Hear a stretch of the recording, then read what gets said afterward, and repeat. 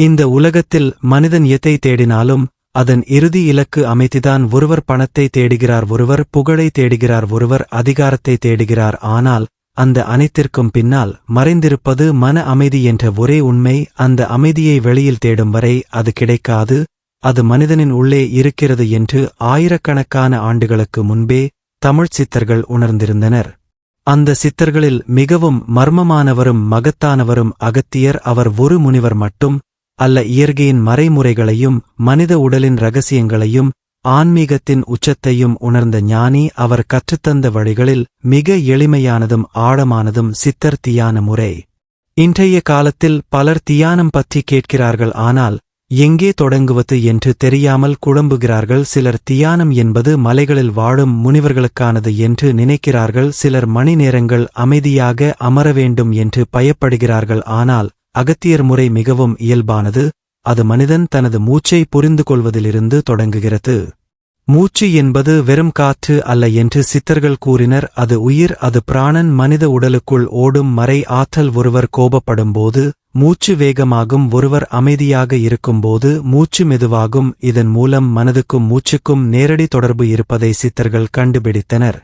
அகத்தியர் கூறிய முதல் பாடம் மிகவும் எளிமையானது. மனிதன் முதலில் தனது மூச்சை கவனிக்க கற்றுக்கொள்ள வேண்டும். ஏனெனில் மூச்சை கவனிக்கத் தெரிந்தவன் தனது மனதையும் கவனிக்கத் தெரிந்து கொள்வான். ஒரு அமைதியான இடத்தில் அமர வேண்டும். அது பெரிய கோவில் இருக்க வேண்டிய அவசியமில்லை. வீட்டின் ஒரு மூலையும் போதும். தரையில் அமர முடிந்தால் சிறப்பு, இல்லையெனில் நாற்காலியிலும் அமரலாம். முதுகு நேராக இருக்க வேண்டும். கண்களை மெதுவாக மூட வேண்டும். பின்னர் எதையும் கட்டாயப்படுத்தாமல் மூச்சு உள்ளே வருவதையும் வெளியே போவதையும் கவனிக்க வேண்டும். இதுதான் ஆரம்பம். இதுதான் அகத்தியர் தியானத்தின் முதல் கதவு. முதலில் மனம் ஓடிக்கொண்டே இருக்கும். நேற்று நடந்த விஷயங்கள் நினைவுக்கு வரும், நாளை செய்ய வேண்டிய வேலைகள் நினைவுக்கு வரும். சில நேரங்களில் பழைய வலி கூட மனதில் எழும். அதற்காக கவலைப்பட வேண்டியதில்லை. மனம் அப்படித்தான் இயங்கும். அதை நிறுத்த முயற்சிக்க வேண்டாம், வெறும் கவனியுங்கள். சித்தர்கள் மனதை ஒரு குரங்குடன் ஒப்பிட்டனர். அது எப்போதும் தாவிக்கொண்டே இருக்கும், ஆனால் அதனை மெதுவாக அமைதிப்படுத்த முடியும். அதற்கான கருவி மூச்சு. ஒருவர் தினமும் 5 நிமிடம் இந்த முறையில் அமர ஆரம்பித்தால் அவருக்குள் ஒரு சிறிய மாற்றம் தொடங்கும். அந்த மாற்றம் உடனே தெரியாது, ஆனால் சில நாட்களில் கோபம் குறையும், மன அழுத்தம் குறையும், தூக்கம் நல்லதாக மாறும். அகத்தியர் கூறியது போல் மனித உடல் ஒரு கோவில். அந்த கோவிலுக்குள் உயிர் சக்தி ஓடிக்கொண்டிருக்கிறது. ஆனால் பெரும்பாலான மனிதர்கள் அந்த சக்தியை உணராமல் வாழ்கிறார்கள். தியானம் அந்த மறைந்த சக்தியை உணர ஆரம்பிக்கும் ஒரு பயணம். சித்தர்கள் உடலில் 7 முக்கிய ஆற்றல் மையங்கள் இருப்பதாக கூறினர். இன்று பலர் அதை சக்கரங்கள் என்று அழைக்கிறார்கள், ஆனால் தமிழ்ச் சித்தர்கள் அதை உயிர்நிலைகள் என்று பார்த்தனர். அந்த மையங்கள் சமநிலையில் இருந்தால் மனமும் உடலும் ஆரோக்கியமாக இருக்கும் என்று அவர்கள் நம்பினர். அகத்தியர் தியானத்தின் ஆரம்ப நிலை இந்த ஆற்றல் மையங்களை வலுக்கட்டாயமாக திறப்பது அல்ல. முதலில் உடலையும் மனதையும் அமைதிப்படுத்துவது, பின்னர் இயற்கையாக அந்த ஆற்றல் விழிக்க அனுமதிப்பது. அதனால் சித்தர் வழி மிகவும் பாதுகாப்பானது. அது வேகத்தை விட சமநிலையை முக்கியமாக கருதுகிறது. இன்றைய உலகத்தில் மக்கள் எப்போதும் அவசரத்தில் இருக்கிறார்கள். காலை எழுந்தவுடன் கைபேசி, வேலை அழுத்தம், போட்டி, பயம். இதனால் மனம் ஒருபோதும் ஓய்வெடுக்கவில்லை. அந்த ஓய்வை மீண்டும் தரும் மருந்துதான் தியானம். ஆனால் அகத்தியர் கூறியது வெறும் அமைதி மட்டும் அல்ல. தியானம் மூலம் மனிதன் தனது உண்மையான தன்மையை அறிய முடியும். நாம் வெறும் உடல் அல்ல, வெறும் எண்ணங்களும் அல்ல. நம்முள் இன்னொரு ஆழமான சக்தி இருக்கிறது. ஒரு ஆற்றின் மேற்பரப்பில் அலைகள் இருக்கும், ஆனால் அதன் ஆழத்தில் அமைதி இருக்கும். அதுபோல மனித மனத்தின் மேற்பரப்பில் எண்ணங்கள் ஓடிக்கொண்டே இருக்கும், ஆனால் அதன் ஆழத்தில் பெரிய அமைதி உள்ளது. தியானம் அந்த ஆழத்திற்கு செல்லும் பாதை. ஆரம்பத்தில் சிலருக்கு தியானம் செய்யும்போது சலிப்பு ஏற்படலாம், சிலருக்கு தூக்கம் வரும், சிலருக்கு உடல் வலி இருக்கும். இது இயல்பானது, ஏனெனில் உடலும் மனமும் புதிய நிலைக்கு பழகிக்கொண்டு இருக்கின்றன. அகத்தியர் முறையில் முக்கியமான விஷயம் பொறுமை. ஒரு விதையை நட்டவுடன் மரம் வராது. அதுபோல தியானத்தின் பலன்களும் மெதுவாக வெளிப்படும், ஆனால் அந்த மாற்றம் ஆழமானதாக இருக்கும். ஒருவர் தினமும் ஒரே நேரத்தில் தியானம் செய்ய ஆரம்பித்தால் உடலும் மனமும் அந்த நேரத்தை நினைவில் வைத்துக் கொள்ளும். அதிகாலை நேரம் மிகவும் சிறந்ததாக சித்தர்கள் கூறினர். அந்த நேரத்தில் உலகம் அமைதியாக இருக்கும். காற்றில் ஒரு தனி சக்தி இருக்கும். அதனால் பல சித்தர்கள் சூரிய உதயத்திற்கு முன் தியானம் செய்தனர். அந்த நேரத்தில் மனம் மிகவும் தெளிவாக இருக்கும் என்று அவர்கள் அனுபவித்தனர். அகத்தியர் மூச்சை வெறும் சுவாசமாக பார்க்கவில்லை, அது பிரபஞ்சத்துடன் மனிதனை இணைக்கும் பாலம் என்று பார்த்தார். ஒவ்வொரு மூச்சும் மனிதனை உயிரோடு வைத்திருக்கும் ஒரு தெய்வீக அலை.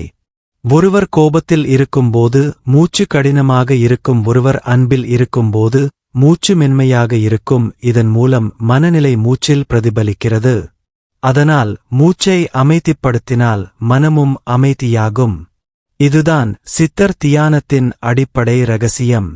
ஒருவர் தினமும் சில நிமிடங்கள் கூட இந்த முறையில் அமர ஆரம்பித்தால் அவர் வாழ்க்கையில் மெதுவாக மாற்றங்கள் தோன்றும்.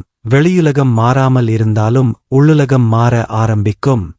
அகத்தியர் கூறிய தியான முறையின் அடுத்த நிலை மூச்சை வெறும் சுவாசமாக பார்க்காமல் உயிரின் அலை போல உணர ஆரம்பிப்பது. மனிதன் பிறக்கும் முதல் நொடியிலிருந்து இறக்கும் கடைசி நொடி வரை அவனுடன் இருப்பது மூச்சு மட்டுமே.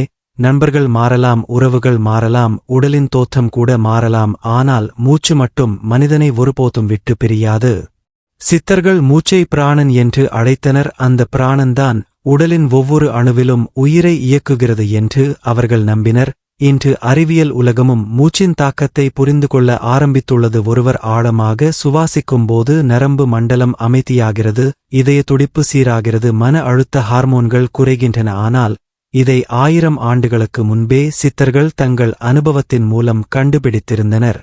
அகத்தியர் கூறியது மிகவும் ஆழமான ஒன்று. மனிதன் தனது மூச்சை மாற்றினால் தனது மனநிலையையும் வாழ்க்கை அனுபவத்தையும் மாற்ற முடியும். அதனால் சித்தர் தியானத்தில் முதலில் கற்றுக்கொள்ள வேண்டியது கவனிப்பு, அதற்குப் பிறகு சுவாசத்தின் ஒழுங்கு. ஒரு அமைதியான இடத்தில் அமர வேண்டும், கண்களை மூட வேண்டும், பின்னர் மெதுவாக மூச்சை உள்ளே இழுக்க வேண்டும். அதனை வலுக்கட்டாயமாக செய்யக்கூடாது, இயல்பாக உள்ளே வர அனுமதிக்க வேண்டும், பின்னர் மெதுவாக வெளியே விட வேண்டும்.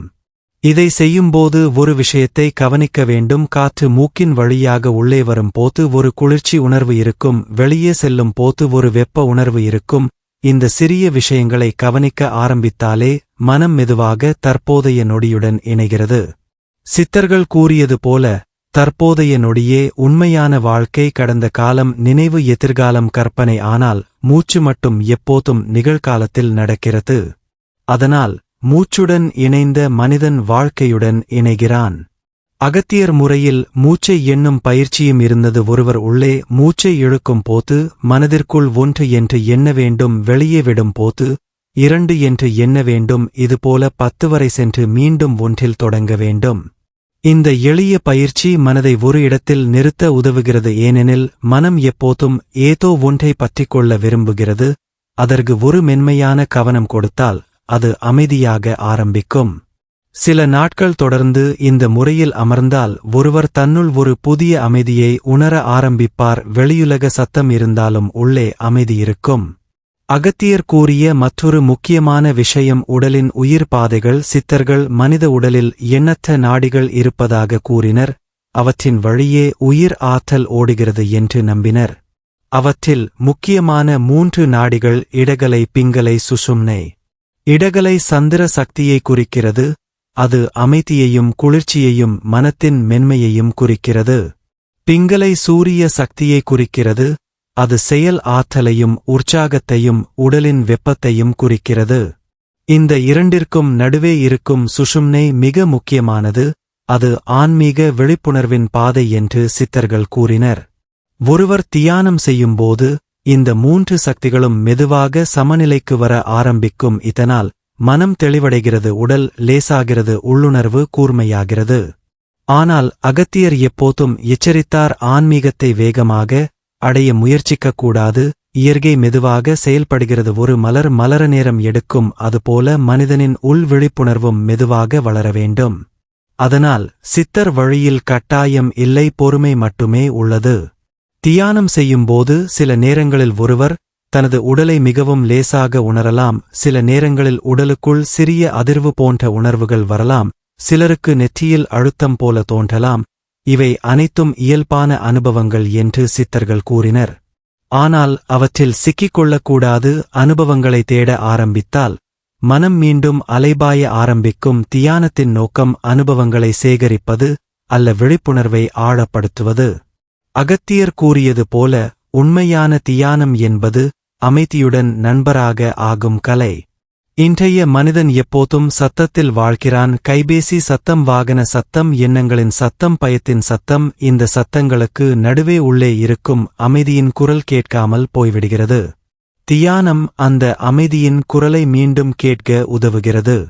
ஒருவர் தினமும் தியானம் செய்ய ஆரம்பித்தால் அவர் வாழ்க்கையின் சிறிய விஷயங்களையும் கவனிக்க ஆரம்பிப்பார். காலை காற்றின் மணம், மழையின் சத்தம், பறவையின் குரல், சூரிய ஒளியின் வெப்பம், இவை எல்லாம் முன்பு இருந்ததே. ஆனால் மனம் எப்போதும் ஓடிக்கொண்டிருந்ததால் அவற்றை உணரவில்லை. சித்தர்கள் வாழ்க்கையை முழுமையாக அனுபவிக்க கற்றுக் கொடுத்தனர். ஆன்மீகம் என்பது உலகத்தை விட்டு ஓடுவது அல்ல, உலகத்தை விழிப்புடன் பார்க்க ஆரம்பிப்பது. அகத்தியர் உணவுக்கும் தியானத்துக்கும் தொடர்பு இருப்பதாக கூறினார். ஒருவர் மிக அதிகமாக உணவு சாப்பிட்டால் மனம் மந்தமாகும், மிக குறைவாக சாப்பிட்டால் உடல் பலவீனமாகும். அதனால் சமநிலை அவசியம். சித்தர்கள் இயற்கைக்கு அருகிலான உணவை விரும்பினர். பழங்கள், காய்கறிகள், மூலிகைகள், தூய நீர், இவை உடலின் ஆற்றலை மென்மையாக்கும் என்று அவர்கள் நம்பினர். அதேபோல் தூக்கமும் முக்கியம். இரவு முழுவதும் விழித்திருந்து பின்னர் தியானம் செய்ய முயற்சித்தால் மனம் சோர்வடையும்.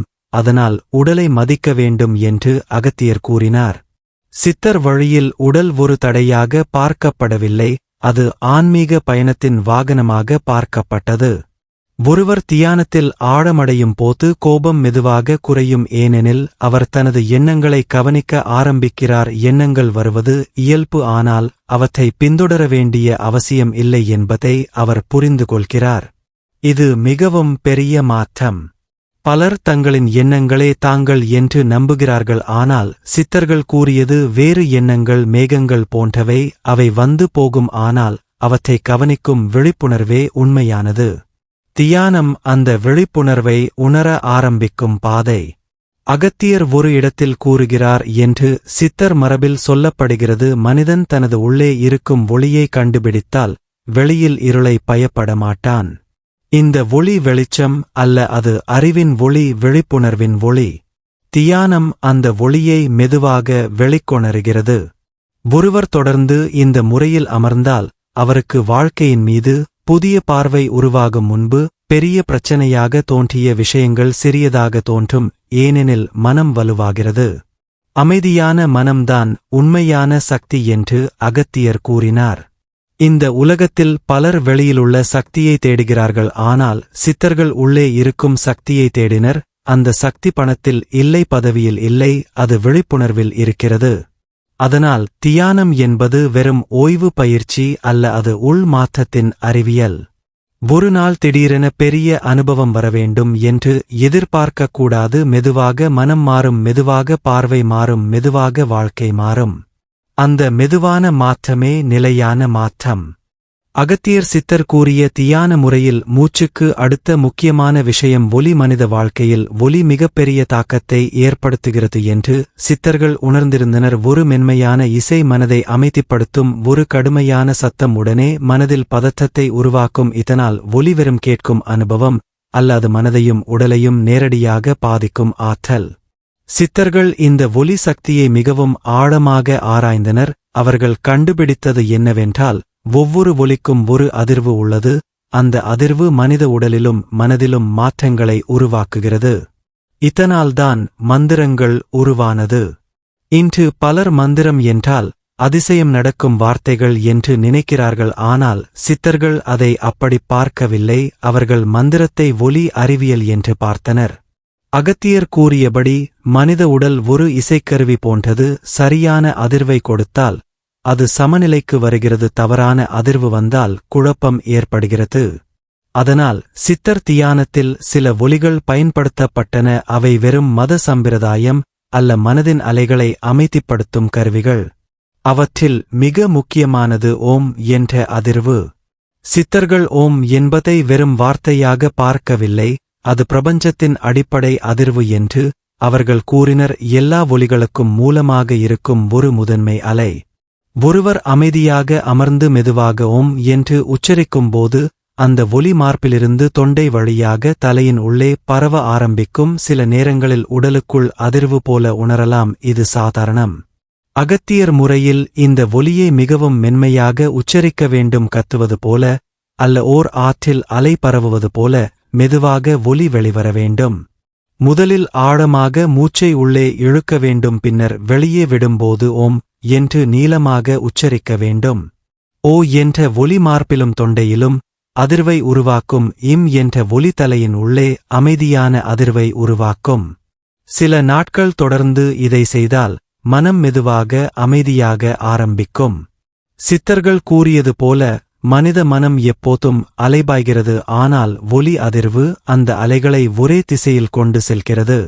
இது ஏன் முக்கியம் என்றால், மனம் சிதறிக்கிடக்கும் போது மனிதன் பலவீனமாக உணர்கிறான், ஆனால் மனம் ஒருமுகப்படும்போது அவனுக்குள் மறைந்திருந்த ஆற்றல் வெளிப்பட ஆரம்பிக்கிறது.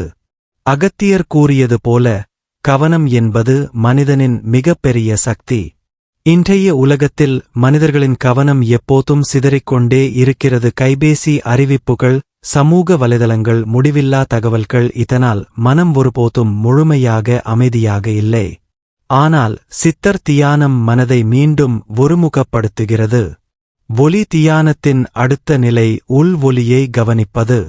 சித்தர்கள் கூறியது போல வெளியில் இருக்கும் ஒலிகளை விட உள்ளே இருக்கும் ஒலி மிகவும் முக்கியமானது. ஒருவர் ஆழமான அமைதியில் அமர்ந்தால் உடலுக்குள் ஒரு மென்மையான அதிர்வு இருப்பதை உணர ஆரம்பிப்பார். சிலர் அதை ஓசை போல உணரலாம், சிலர் காற்றின் சலசலப்பு போல உணரலாம், சிலர் தூரத்தில் ஓடும் ஆற்றின் சத்தம் போல உணரலாம். சித்தர்கள் இதனை நாதம் என்று அழைத்தனர். நாதம் என்பது உள் உயிரின் இசை என்று அவர்கள் கூறினர். அகத்தியர் முறையில் இந்த உள் ஒலியை கவனிப்பது ஒரு முக்கியமான தியான நிலை. ஆனால் இதனை கட்டாயப்படுத்தக்கூடாது. அமைதியாக அமர்ந்து மூச்சை கவனித்து வந்தால் ஒரு நாள் இயற்கையாக அந்த உள் அதிர்வை உணர ஆரம்பிப்பீர்கள். இதில் முக்கியமான விஷயம் எதிர்பார்ப்பு இல்லாமல் இருப்பது. பலர் தியானம் செய்யும்போது ஏதாவது விசேஷ அனுபவம் வரவேண்டும் என்று நினைக்கிறார்கள். ஒளி தெரிய வேண்டும், உடல் மிதக்க வேண்டும், அதிசயம் நடக்க வேண்டும் என்று எதிர்பார்க்கிறார்கள். ஆனால் அகத்தியர் வழி மிகவும் எளிமையானது. அமைதிதான் மிகப்பெரிய அனுபவம் என்று அது சொல்லுகிறது. ஒருவர் உண்மையாக அமைதியாக அமர முடிந்தால் அதுவே ஒரு பெரிய ஆன்மீக நிலை. சித்தர்கள் மனதை ஒரு ஏரியுடன் ஒப்பிட்டனர். காற்று அதிகமாக இருந்தால் நீர் அலைபாயும், அப்போது அதன் அடியை பார்க்க முடியாது. ஆனால் காற்று நின்றுவிட்டால் நீர் அமைதியாகும், அப்போது அதன் அடியில் இருக்கும் அனைத்தும் தெளிவாக தெரியும். அதேபோல் மனம் அமைதியாகும்போது மனிதன் தனது உண்மையான தன்மையை பார்க்க ஆரம்பிக்கிறான். அகத்தியர் கூறியது போல மனிதன் வெளியில் தேடும் பல பதில்கள் அவனுடைய உள்ளே இருக்கின்றன. ஆனால் மனத்தின் சத்தம் அதிகமாக இருப்பதால் அவற்றை கேட்க முடியவில்லை. தியானம் அந்த சத்தத்தை மெதுவாக குறைக்கிறது. ஒருவர் தொடர்ந்து ஒலி தியானம் செய்தால் அவரது பேச்சிலும் மாற்றம் வரும். அவர் மெதுவாக பேச ஆரம்பிப்பார், வார்த்தைகளில் கோபம் குறையும், குரலில் அமைதி தோன்றும். ஏனெனில் உள்ளே இருக்கும் அதிர்வு மாறும்போது வெளியே வரும் வார்த்தைகளும் மாறுகின்றன.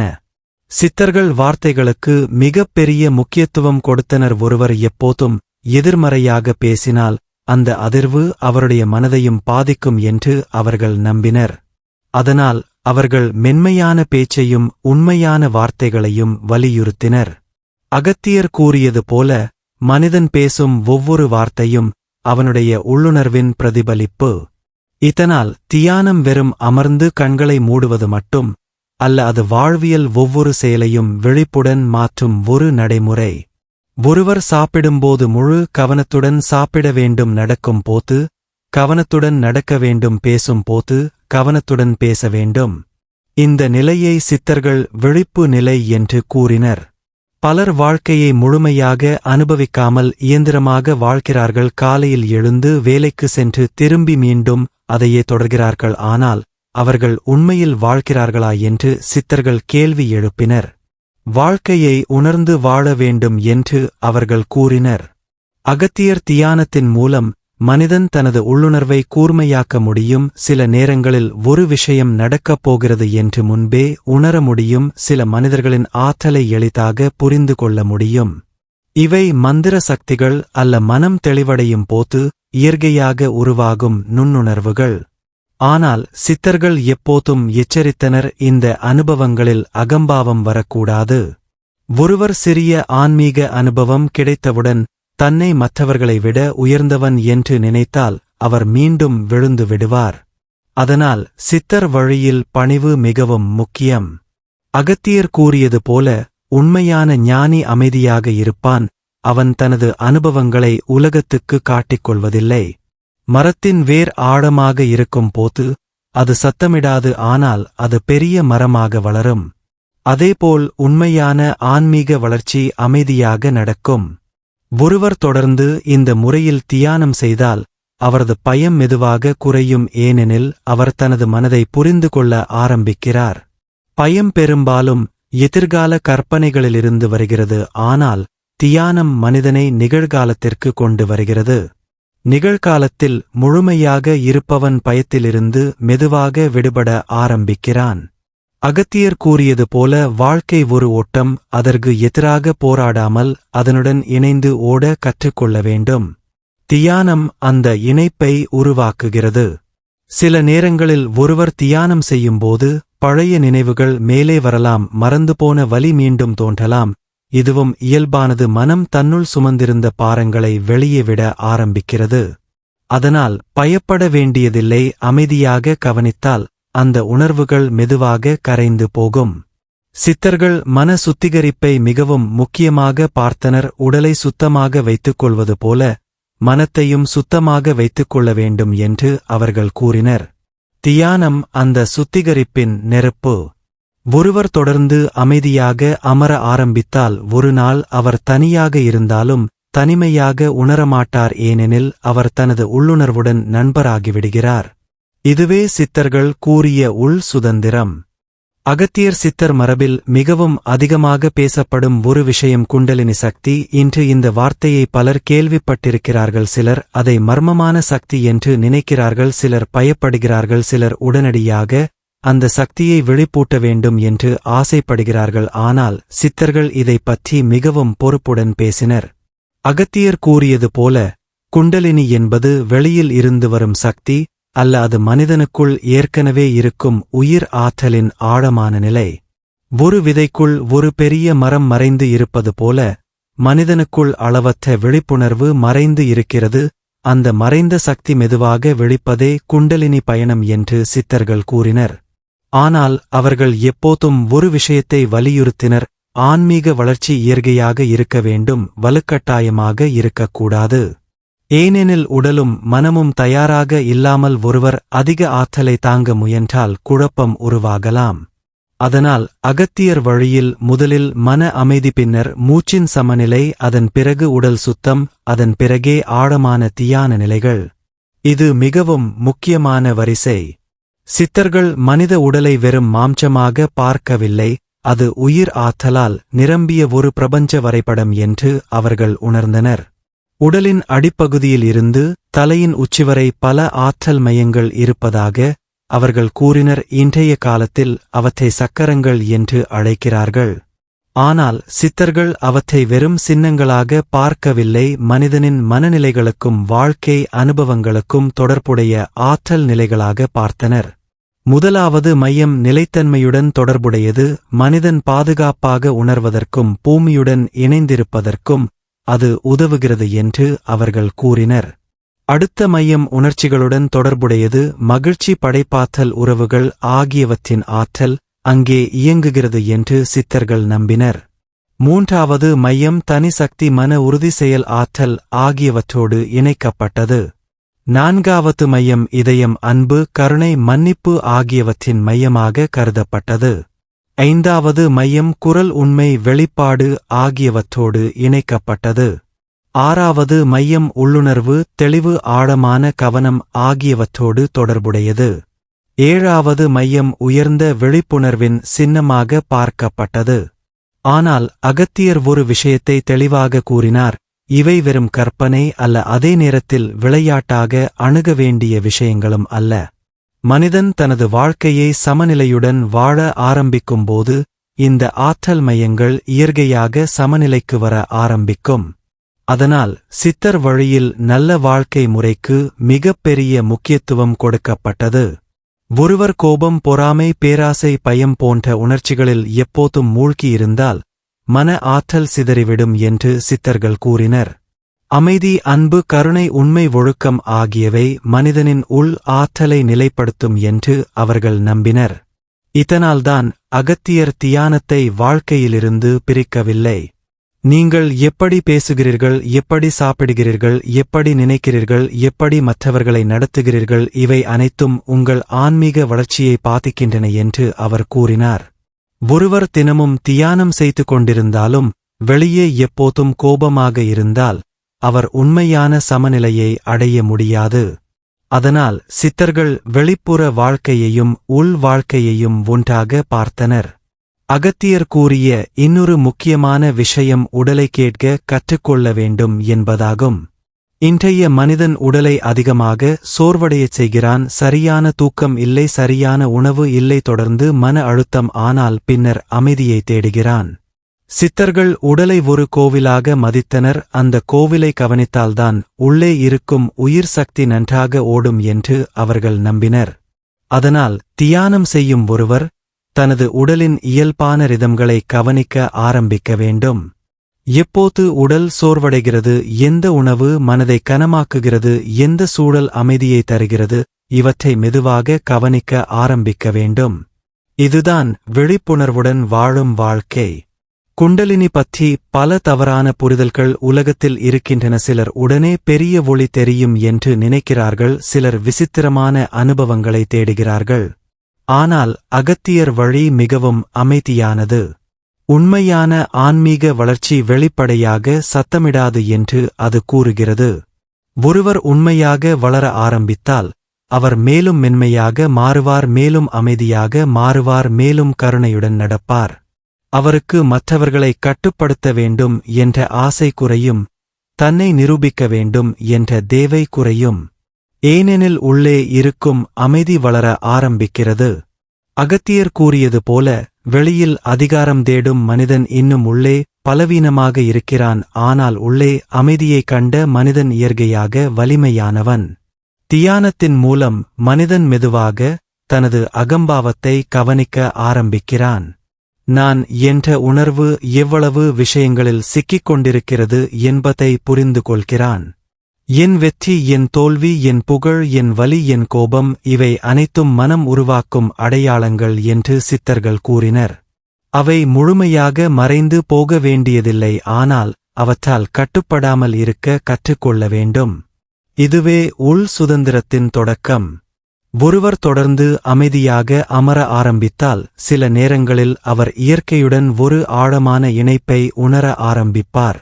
மரங்களை பார்க்கும் போது ஒரு அமைதி தோன்றும். மழை விழும் சத்தம் மனதை தொடும். வானத்தை பார்க்கும் போது ஒரு விரிவான உணர்வு தோன்றும். ஏனெனில் மனம் மெதுவாக தனது இயல்பான நிலைக்கு திரும்புகிறது. சித்தர்கள் இயற்கையை மிகவும் மதித்தனர். அவர்கள் காடுகளில் தியானம் செய்தார்கள், மலைகளில் வாழ்ந்தார்கள், ஆறுகளின் அருகே அமர்ந்தார்கள். ஏனெனில் இயற்கையில் ஒரு இயல்பான சமநிலை இருக்கிறது என்று அவர்கள் உணர்ந்தனர். இன்றைய மனிதன் இயற்கையிலிருந்து விலகிவிட்டான். அதனால்தான் மனம் அதிகமாக சோர்வடைகிறது என்று சில சித்தர்கள் கூறினர். அதனால் சில நேரங்களில் கைபேசியையும் சத்தங்களையும் விட்டு அமைதியாக இயற்கையில் அமர வேண்டும். அது கூட ஒரு தியானம். அகத்தியர் கூறியது போல உண்மையான குரு இறுதியில் மனிதனின் உள்ளே விழிக்கிறார். ஆரம்பத்தில் வெளியில் இருந்து வழிகாட்டுதல் தேவைப்படலாம். ஆனால் மெதுவாக ஒருவர் தனது உள்ளுணர்வை கேட்க கற்றுக்கொள்கிறார். அந்த உள்ளுணர்வு மிகவும் அமைதியான குரலில் பேசும். அது சத்தமிடாது, ஆனால் அது தெளிவாக இருக்கும். தியானம் அந்த குரலை கேட்க உதவுகிறது. சிலர் கேட்கிறார்கள், தியானம் செய்தால் வாழ்க்கை பிரச்சனைகள் எல்லாம் மறைந்துவிடுமா என்று. சித்தர்கள் கூறியது இல்லை, வாழ்க்கையில் சவால்கள் இருக்கும். ஆனால் தியானம் அவற்றை சமநிலையுடன் எதிர்கொள்ளும் சக்தியை தரும். கடலில் அலைகள் நிற்காது, ஆனால் ஒரு நல்ல மாலுமி அந்த அலைகளுடன் பயணம் செய்ய கற்றுக்கொள்கிறான். அதேபோல் தியானம் வாழ்க்கையை விட்டு ஓட உதவாது, வாழ்க்கையை ஆழமாக வாழ உதவுகிறது. ஒருவர் தொடர்ந்து இந்த பாதையில் நடந்தால் அவருடைய மனம் மெதுவாக வெளிப்புற அங்கீகாரத்தின் மீது சார்ந்திருப்பதை குறைக்கும். மற்றவர்கள் என்ன நினைக்கிறார்கள் என்ற பயம் குறையும். ஏனெனில் அவர் தனது உள்ளே ஒரு நிலைத்தன்மையை உணர ஆரம்பிக்கிறார்.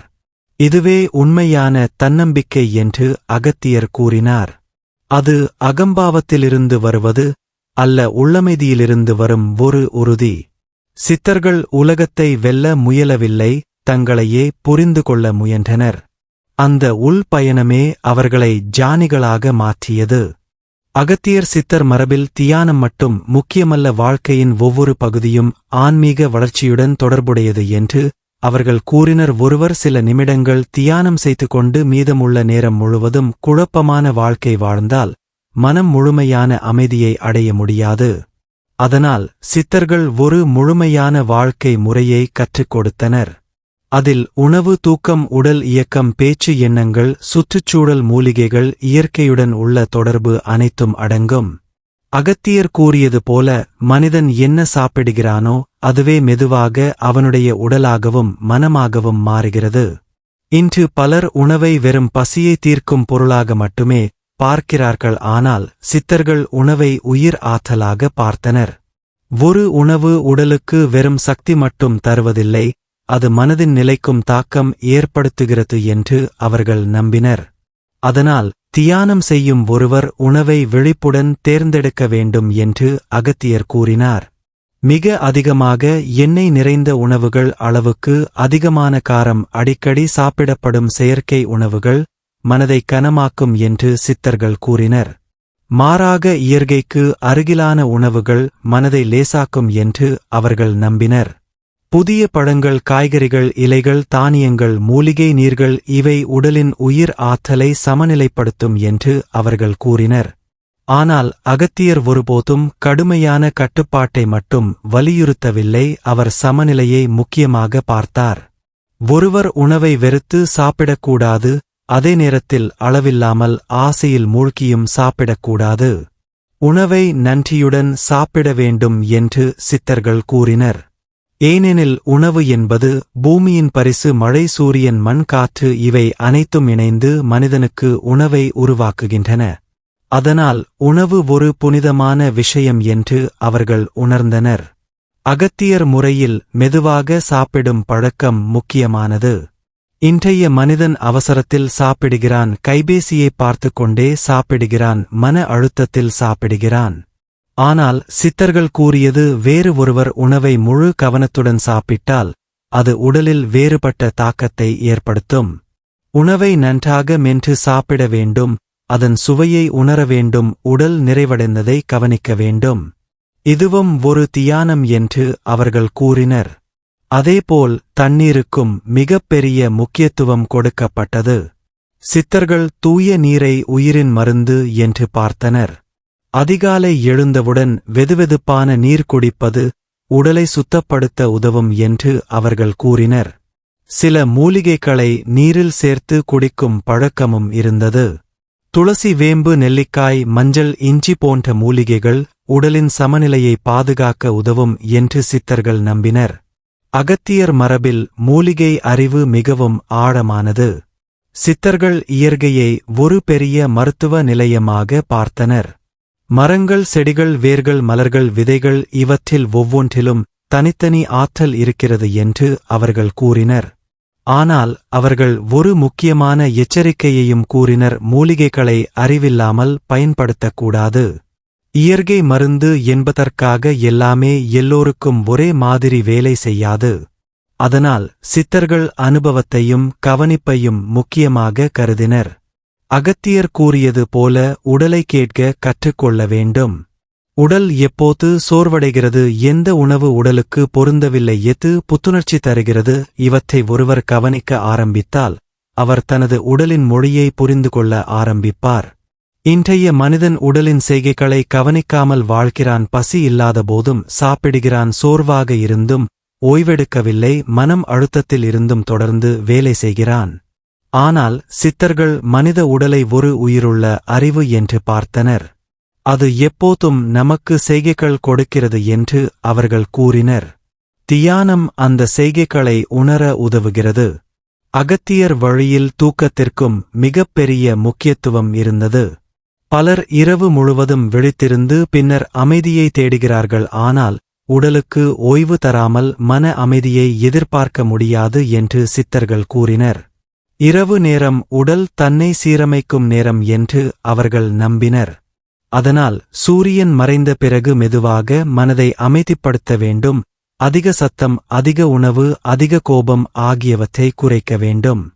இன்றைய உலகத்தில் இரவு நேரமும் பகல் போல ஆகிவிட்டது. விளக்குகள், திரைகள், முடிவில்லா தகவல்கள். இதனால் மனம் ஒருபோதும் முழுமையாக ஓய்வெடுக்கவில்லை. சித்தர்கள் இரவை அமைதியின் நேரமாக பார்த்தனர். அதனால் அவர்கள் அதிகாலை எழுந்தனர், இயற்கையின் ரிதமுடன் வாழ்ந்தனர். அகத்தியர் கூறியது போல சூரிய உதயத்திற்கு முன் இருக்கும் நேரம் மிகவும் புனிதமானது. அந்த நேரத்தில் மனம் மென்மையாக இருக்கும், காற்றில் ஒரு அமைதி இருக்கும், இயற்கையின் ஆற்றல் மிகவும் சுத்தமாக இருக்கும் என்று சித்தர்கள் உணர்ந்தனர். அதனால் பல தியான முறைகள் அந்த நேரத்தில் செய்யப்பட்டது. ஒருவர் அதிகாலை எழுந்து சில நிமிடங்கள் கூட அமைதியாக அமர ஆரம்பித்தால் அவரது நாள் முழுவதும் மாற ஆரம்பிக்கும். அவர் அதிக தெளிவுடன் செயல்படுவார், கோபம் குறையும், கவனம் அதிகரிக்கும். இதுவே சித்தர்கள் கூறிய உள்ளமைதியின் சக்தி. அகத்தியர் வாழ்க்கையில் ஒழுக்கத்தையும் மிகவும் முக்கியமாக பார்த்தார். ஆனால் அது பயத்தில் இருந்து வரும் ஒழுக்கம் அல்ல, விழிப்புணர்வில் இருந்து வரும் ஒழுக்கம். ஒருவர் தன்னுடைய செயல்கள் மனதை எவ்வாறு பாதிக்கின்றன என்பதை புரிந்து கொண்டால் இயற்கையாக சில விஷயங்களை தவிர்க்க ஆரம்பிப்பார். அதற்காக யாரும் கட்டாயப்படுத்த தேவையில்லை. சித்தர்கள் பொய் பேசுவதை தவிர்க்க சொன்னார்கள், ஏனெனில் பொய் மனதின் ஆற்றலை சிதறடிக்கிறது என்று அவர்கள் நம்பினர். கோபத்தில் பேசப்படும் வார்த்தைகள் உடலிலும் மனதிலும் விஷம் போல சேரும் என்று அவர்கள் கூறினர். அதனால் மென்மையான பேச்சு ஒரு ஆன்மீக பயிற்சியாக கருதப்பட்டது. ஒருவர் தொடர்ந்து தியானம் செய்ய ஆரம்பித்தால் அவர் தனது வார்த்தைகளை கவனிக்க ஆரம்பிப்பார். அவர் தேவையில்லாத வாதங்களில் ஈடுபடாமல் இருப்பார், மற்றவர்களை காயப்படுத்தும் வார்த்தைகளை குறைப்பார். ஏனெனில் உள்ளே இருக்கும் அமைதி வெளியிலும் பிரதிபலிக்க ஆரம்பிக்கிறது. அகத்தியர் கூறியது போல உண்மையான ஆன்மீகம் மனிதனை மேலும் மனிதனாக்க வேண்டும். அவர் மேலும் கருணையுடன் நடக்க வேண்டும், மேலும் அன்புடன் பேச வேண்டும், மேலும் பொறுமையுடன் வாழ வேண்டும். ஒருவர் தியானம் செய்து கொண்டிருந்தும் மற்றவர்களை அவமதித்தால் அவர் இன்னும் உண்மையான பாதையில் நடக்கவில்லை என்று சித்தர்கள் கூறினர். அதனால் சித்தர் வழி வெறும் தனிப்பட்ட அனுபவங்களின் பாதை அல்ல, அது மனிதநேயத்தின் பாதை. அகத்தியர் இயற்கையை பாதுகாப்பதையும் முக்கியமாக பார்த்தார். மரங்களை வெறும் மரமாக பார்க்கவில்லை, உயிருள்ள சக்திகளாக பார்த்தார். ஆறுகளை புனிதமாக மதித்தார், மலைகளை தியானத்தின் இடமாக பார்த்தார். ஏனெனில் இயற்கை மனித மனத்தை சமநிலைப்படுத்தும் சக்தி கொண்டது என்று சித்தர்கள் உணர்ந்தனர். இன்றைய மனிதன் அதிகமாக கான்கிரீட் உலகத்தில் வாழ்கிறான், இயற்கையிலிருந்து பிரிந்துவிட்டான். அதனால் மன அழுத்தம் அதிகரிக்கிறது என்று சில சித்தர்கள் கூறினர். அதனால் சில நேரங்களில் மண்ணை தொட வேண்டும், மரங்களின் அருகில் அமர வேண்டும், காலையில் சூரிய ஒளியை உணர வேண்டும். இவை எல்லாம் சிறிய விஷயங்கள் போல தோன்றலாம், ஆனால் மனித மனத்தில் பெரிய மாற்றத்தை உருவாக்கும். அகத்தியர் கூறியது போல மனிதன் பூமியிலிருந்து பிரிந்தவன் அல்ல, பூமியின் ஒரு பகுதி. இந்த உணர்வு வந்தால் வாழ்க்கையின் மீது ஒரு புதிய மரியாதை உருவாகும். தியானம் அந்த இணைப்பை மீண்டும் உணர உதவுகிறது. ஒருவர் தொடர்ந்து இந்த வாழ்க்கை முறையை பின்பற்ற ஆரம்பித்தால் அவருடைய முகத்திலும் மாற்றம் தோன்றும், கண்களில் அமைதி இருக்கும், உடலில் ஒரு லேசான ஆற்றல் இருக்கும். ஏனெனில் உள்ளே இருக்கும் குழப்பம் மெதுவாக கரைந்து போகிறது. சித்தர்கள் இதையே உயிர் ஒளி என்று கூறினர். அது வெளியில் பூசப்படும் அழகு அல்ல, உள்ளிருந்து வெளிப்படும் அமைதி. அகத்தியர் சித்தர் கற்றுத்தந்த தியான பாதை வெறும் கண்களை மூடி அமர்ந்து கொள்ளும் ஒரு பயிற்சி அல்ல, அது மனிதனை முழுமையாக மாற்றும் உள் பயணம். இந்த பயணத்தின் ஆரம்பம் மிகவும் எளிமையானது. ஒரு மூச்சை கவனிப்பது, ஒரு நொடியை உணர்வது, மனம் எவ்வாறு அலைபாய்கிறது என்பதை அமைதியாக பார்க்க ஆரம்பிப்பது. ஆனால் அந்த எளிய ஆரம்பத்திலிருந்தே ஒரு ஆழமான மாற்றம் மெதுவாக உருவாகிறது. முதலில் மனிதன் தனது உடலை கவனிக்க ஆரம்பிக்கிறான், பின்னர் தனது எண்ணங்களை கவனிக்கிறான், அதன் பிறகு உணர்ச்சிகளை புரிந்து கொள்கிறான். இறுதியில் தன்னுள் எப்போதும் அமைதியாக இருந்த ஒரு விழிப்புணர்வை உணர ஆரம்பிக்கிறான். இதுவே சித்தர்கள் கூறிய உண்மையான விழிப்பு. அகத்தியர் வழி ஒருபோதும் அவசரத்தை கற்றுக் கொடுக்கவில்லை, அது பொறுமையை கற்றுக் கொடுத்தது. ஒரு விதை மெதுவாக மரமாக வளர்வது போல மனிதனின் ஆன்மீக வளர்ச்சியும் மெதுவாகவே நடக்க வேண்டும் என்று அவர் கூறினார். இன்றைய உலகத்தில் மனிதர்கள் உடனடி பலனை விரும்புகிறார்கள், உடனடி மகிழ்ச்சி, உடனடி வெற்றி, உடனடி அமைதி. ஆனால் சித்தர்கள் உண்மையான மாற்றம் நேரம் எடுத்துக்கொள்ளும் என்று உணர்ந்திருந்தனர். அதனால் அவர்கள் தினசரி ஒழுக்கத்தை முக்கியமாக பார்த்தனர். தினமும் சில நிமிடங்கள் அமைதியாக அமருவது, தினமும் விழிப்புடன் மூச்சை கவனிப்பது, தினமும் மென்மையான எண்ணங்களை வளர்ப்பது, தினமும் உடலையும் மனதையும் மதிப்பது. இந்த சிறிய செயல்களே பெரிய மாற்றங்களை உருவாக்கும் என்று அவர்கள் கூறினர். அகத்தியர் மனிதனை உலகத்திலிருந்து ஓட சொல்லவில்லை, உலகத்துக்குள் விழிப்புடன் வாழ சொல்லினார். குடும்பத்தோடு இருங்கள், வேலை செய்யுங்கள், பொறுப்புகளை ஏற்றுக்கொள்ளுங்கள், ஆனால் உங்களுடைய உள்ளமைதியை மறக்காதீர்கள் என்று அவர் கற்றுத்தந்தார். இதுவே சித்தர் வழியின் தனித்துவம். அது வாழ்க்கையை மறுக்கும் பாதை அல்ல, வாழ்க்கையை ஆழமாக உணரும் பாதை. ஒருவர் உண்மையாக தியானம் செய்ய ஆரம்பித்தால் அவர் மெதுவாக மாற ஆரம்பிப்பார். அவர் பேசும் வார்த்தைகள் மாறும், அவர் பார்க்கும் பார்வை மாறும், அவர் கோபப்படும் விதம் மாறும், அவர் அன்பு செலுத்தும் விதம் மாறும். ஏனெனில் உள்ளே இருக்கும் குழப்பம் குறைய ஆரம்பிக்கிறது. அகத்தியர் கூறியது போல உண்மையான சக்தி அமைதியில் இருக்கிறது. அதிக சத்தம் போடும் மனம் பலவீனமானது, ஆனால் அமைதியாக இருக்கும் மனம் மிகவும் வலிமையானது. சித்தர்கள் உலகத்தை வெல்ல முயலவில்லை, தங்களை புரிந்து கொள்ள முயன்றனர். அந்த உள்புரிதலே அவர்களை ஞானிகளாக மாற்றியது. இன்றைய மனிதனுக்கும் அதே வாய்ப்பு இருக்கிறது. தியானம் செய்வதற்கு மலைகளில் வாழ வேண்டிய அவசியமில்லை. ஒரு சிறிய அமைதியான நொடி போதும். காலை சில நிமிடங்கள், இரவு சில நிமிடங்கள். உங்கள் மூச்சுடன் அமைதியாக அமருங்கள். மெல்ல மெல்ல உங்கள் மனத்தின் சத்தம் குறையும். மெல்ல மெல்ல உள்ளே ஒரு அமைதி பிறக்கும். அந்த அமைதியில்தான் தெளிவு இருக்கிறது. அந்த அமைதியில்தான் அன்பு இருக்கிறது. அந்த அமைதியில்தான் உண்மையான ஆனந்தம் இருக்கிறது. அகத்தியர் கூறிய மிகப்பெரிய ரகசியம் இதுதான். மனிதன் தேடும் சக்தி வெளியில் இல்லை, அது அவனுடைய உள்ளே இருக்கிறது. தியானம் அந்த மறைந்த சக்தியை நினைவூட்டும் பாதை. நீங்கள் இந்த பாதையில் மெதுவாக நடந்தால் ஒரு நாள் நீங்கள் உணர ஆரம்பிப்பீர்கள். அமைதி என்பது தேட வேண்டிய ஒன்று அல்ல, அது எப்போதும் உங்களுக்குள் இருந்த ஒன்று. அதை உணராமல் இருந்ததே மனிதனின் மறதி. அதை மீண்டும் நினைவுபடுத்துவதே சித்தர் தியானம்.